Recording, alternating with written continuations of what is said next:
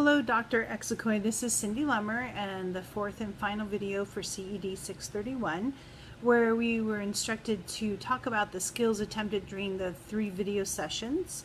And the first video session that I recorded was on the behavioral theory and it needed to focus around some sort of goal setting. And I chose to work with Ronnie, and his issue was that his grades were suffering because he was not telling the truth about getting his homework done and avoiding that so that he could play video games, but yet the consequences were great and he'd lose the video games longer than it would have taken just to get the homework done. So first we identified his problem, which was, doing that and lying to have more fun.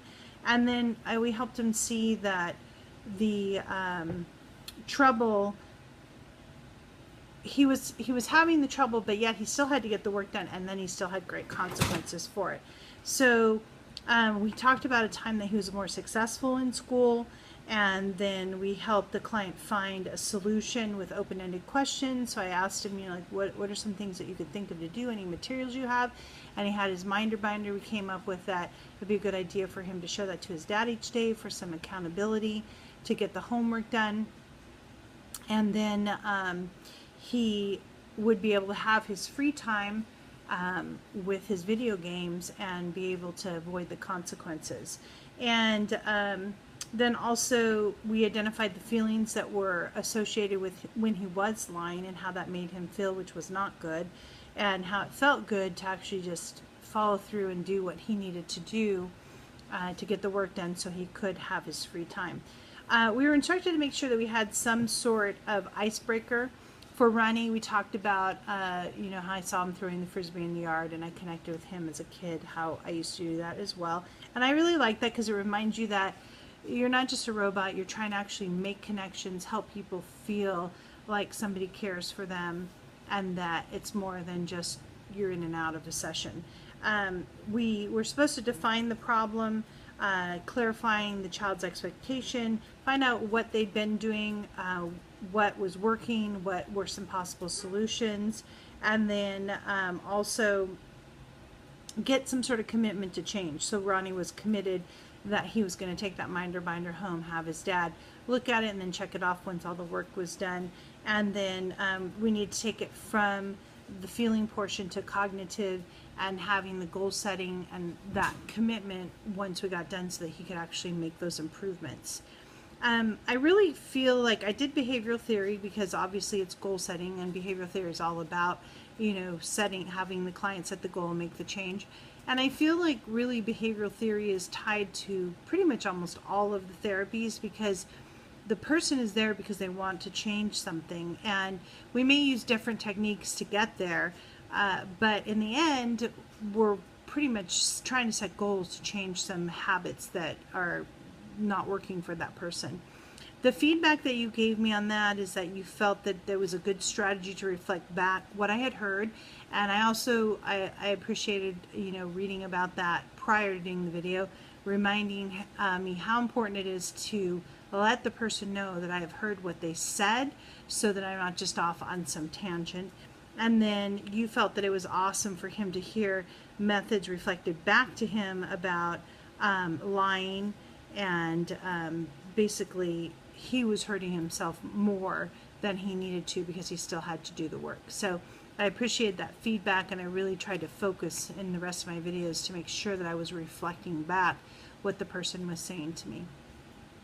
The second video session that I did was also with Ronnie, and it was the narrative therapy, which was really interesting to learn because basically you help the client get out of just repeating all the little details of everything and actually naming the area of the problem, giving it some sort of name, and then as we refer to it as that name. Because I know when you go back into detail, it causes the brain to go kind of back into that same trauma. So giving it a name kind of takes that power away from it and clumps it together instead of making it be so every little point of the situation. And then and that one, again, we tried to do some sort of icebreaker, made sure that I was repeating back what they were saying, and then we try to come up with a time where they were successful at changing the behavior that they had gotten into, or not having that behavior at all. And then we also named a positive time. That positive time was given a name we refer to as that, and trying to replace the one that we gave a negative name to with the positive name.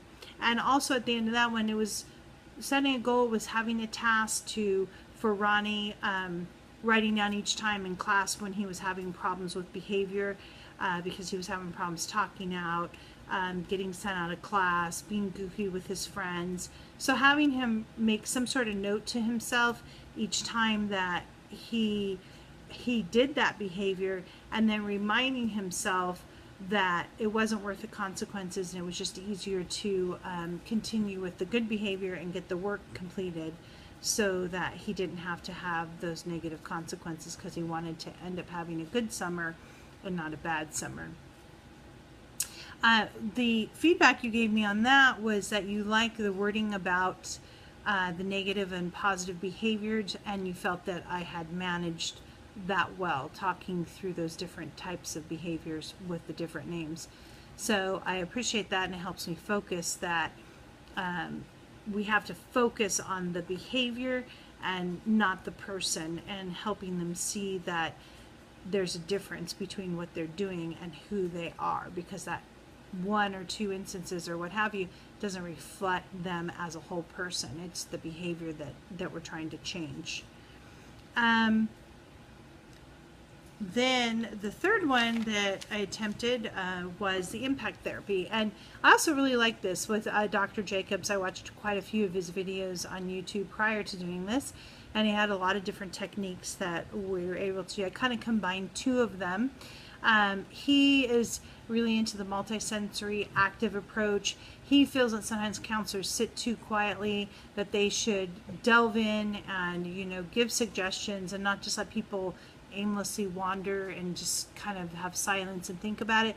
He said, basically we're trained to help the client see what needs to be seen, and not struggle so much and make it a long session, or many sessions to figure it out.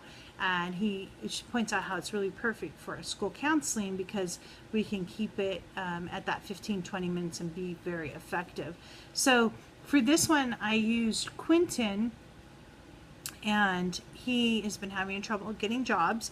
He's had a sordid past, made a lot of bad decisions in his youth, and is feeling insecure about getting work. So he's working more for family and friends on and off, some temporary stuff, but he's not being very successful at getting full-time work, because he's getting a lot of anxiety when he's trying to approach that.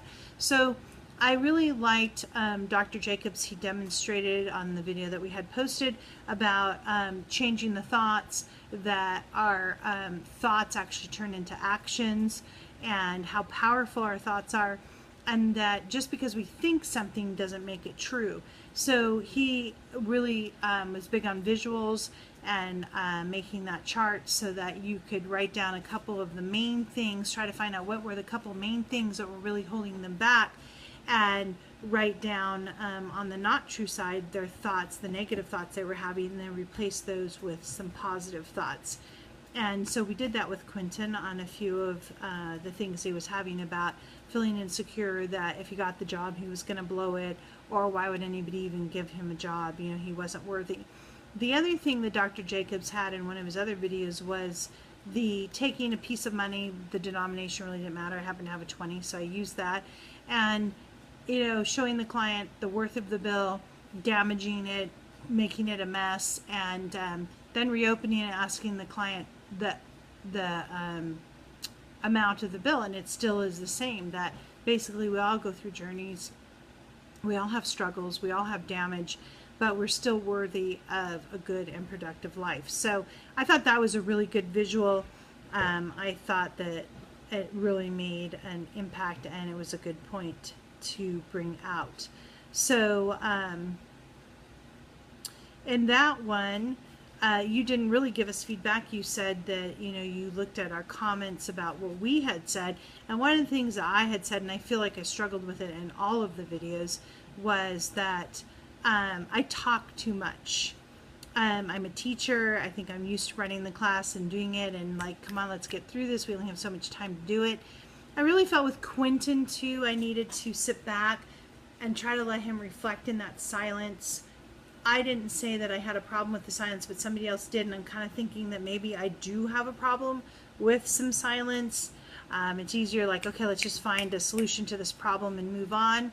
But perhaps it might be more effective when the client has to kind of sit through, struggle through it, and come up with the solutions instead of just giving them to them.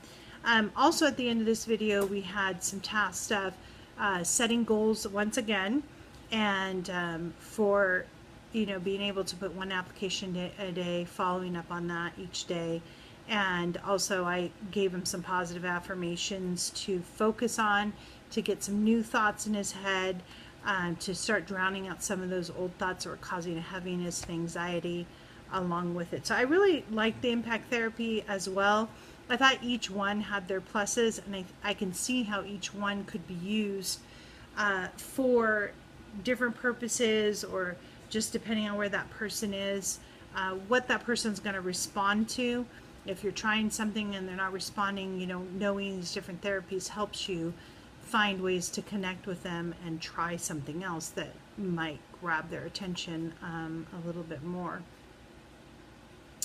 My area of the biggest impact over the course based on goals for each unit. I've talked about the goals for each unit. For the behavioral, was about setting goals. For the impact, it was about renaming the problem and changing that negative thought to a positive thought. And then also the narrative was renaming the problem, and the impact was changing those thoughts and renaming them. So my biggest area of improvement overall, I think I really worked on connecting. I think I really worked on repeating back to the client what they were saying so that they felt validated. And I feel like that, as it went on, I got much more relaxed doing it.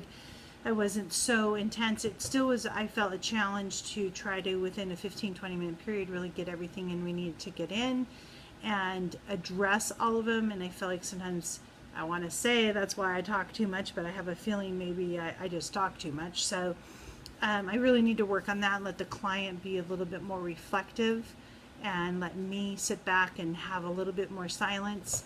And if they can't, then do some prompting, but maybe help them figure that out on their own a little bit more.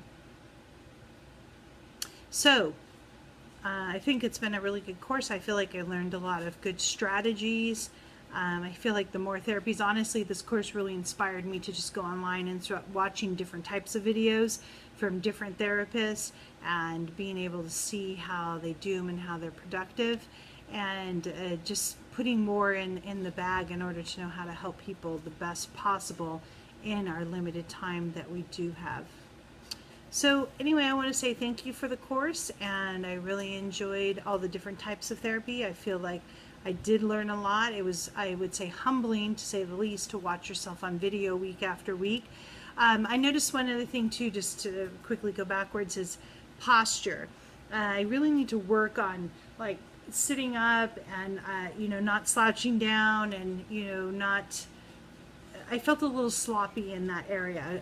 I feel like I wanted to be more professional with the way that I actually held my body, and the expressions that you make to a client, the little words that you say here and there, working on those a little bit more as well. So I feel like I learned a lot of therapies. I feel like also I learned, for the improvements over the course, is learning the different strategies, but then also being able to reflect for myself what I did well and what I really feel like I still need to work on. So honestly, in the future, I think it would be a good idea to continue to try to videotape myself doing some of these things, because it does really help you look at how you are with the client, how the client is reacting to you. Okay, well, I think I've covered everything that I need to cover, and I appreciate it, and thank you very much.